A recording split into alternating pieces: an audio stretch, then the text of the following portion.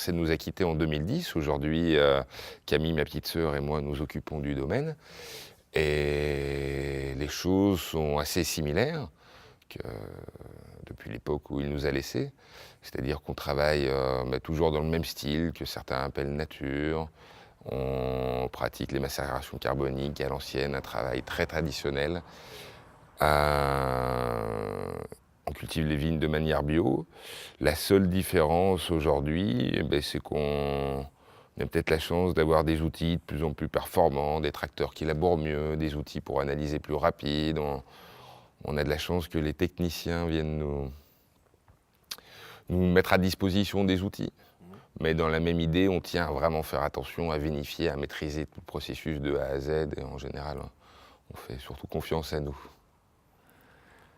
Peut-être nous présenter les différentes cuvées sur Oui, bien sûr. Dans tout ce qu'on a goûté aujourd'hui, on a goûté des morgons. Donc ça, c'est la cuvée de base qu'on produit le plus au domaine. On fait une cuvée avec les plus jeunes vignes qui s'appelle les raisins gaulois. C'est celle-là. Avec l'étiquette de Bob Siné, qui nous a quittés il y a peu aussi. Camille, ma petite sœur, vinifie une parcelle en Côte-du-Py plus particulièrement pour, commencer à trouver sa griffe, trouver sa patte et s'aguerrir.